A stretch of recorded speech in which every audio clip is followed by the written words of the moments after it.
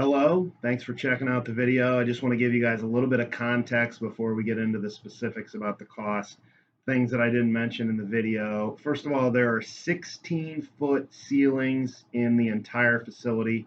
They're scissor style trusses, which means they elevate a little bit in addition to the 16 foot in the center. Maybe they're 19 foot, I don't know exactly, 20 foot, 18 foot, I don't know.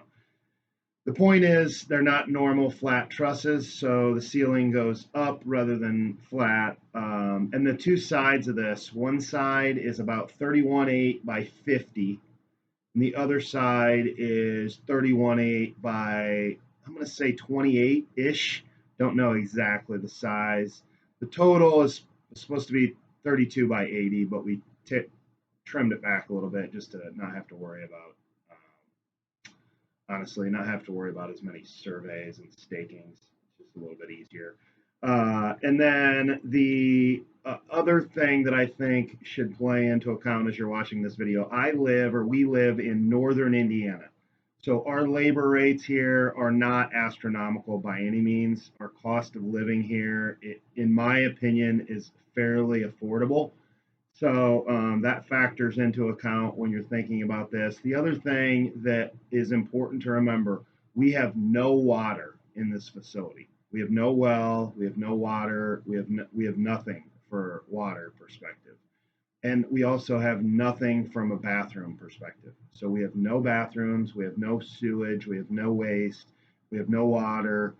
So that is a huge cost cutting method, right? If we would add that, we'd easily be, I can't even comprehend what all that would cost. Let's just throw out a number of $30,000, I would say, would be on the, maybe average side in my area if we wanted to do that. We can't just, we are not allowed here where I am to do a hill jack style sewage system. So I'd have to tie into a county system, which costs between $15,000 and $20,000. So, anyways, that is just a little preliminary information as you go into this video. It'll help you understand the context. As you'll see in here, the total is just over 100 grand, and that does not include any labor other than what I noted. The only labor that I noted in here is covered in the cost. The electrician's labor is covered in their number. The HVAC labor is covered in that number. The concrete foundation labor is covered in that number.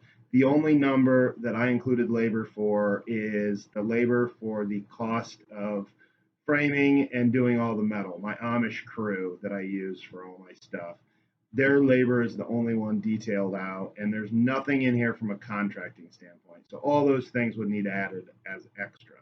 But anyways, enjoy the vid. Hello, hope you all are well. We are here today to give you a cost breakdown of this facility. Show you a little bit more in a second, but without further delay, let's get right into it. This barn is 32 by 80 in total size. The part that we are standing in is roughly the width of it, 32 by about 50. About the size of a half-court width, the exact size actually. And we're just going to go through this list step by step. Each item on here, you can pause the video if you want to see it specifically for an extended period of time, but these are rough estimates as to what this facility cost. There's this part here, which you just saw, that's the finished portion, and then there's another portion over there that you will see a little bit later when I show you the example of the window. Let's start with that foundation. The foundation is all this concrete. We had to spend about $5,000 in additional foundation prep work because we were in a lower area and wanted to bring ourselves up. So that was $22,000, roughly 22%. The lumber and metal and all the material that you see here that created this is about $27,000 or 27%. That includes that OSB, includes all the lumber that's behind all this. It includes all the fasteners, it includes the metal, it includes, there's a loft over on this portion that is very small. I think it's I don't know, maybe 10, 12 feet out. It includes the lumber that went into that. So again, $27,000, and that is through a lumberyard, local lumberyard. You could probably get a little cheaper if you wanted to go pick it up yourself at Menards. Well, I know you could.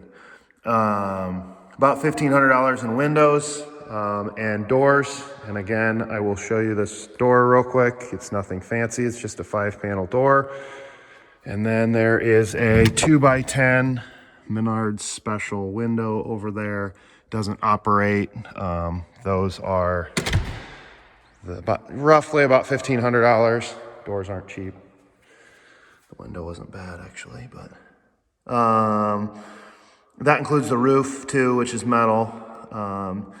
So then you have $10,000 in garage door and one opener. One of these is insulated, 2 of them are not, so it's probably a little cheaper because of that.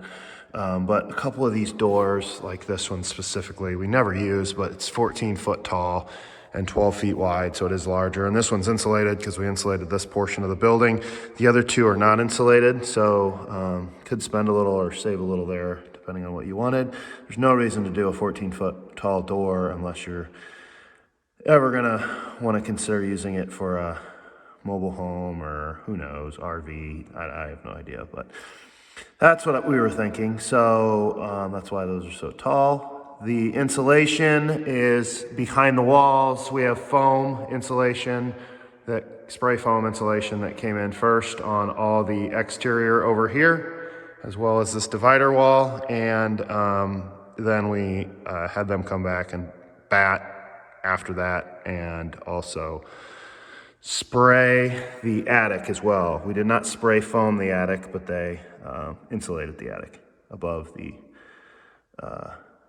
panels that we had hung. So that was about 8% or $8,000. Heating and cooling, you can see, if you've been noticing here, there's 4 of these AC heaters that are on the wall. Those were about $600 each roughly. And then there's a hot dog down there in the corner, which is just a brand of a LP heater that we had put in.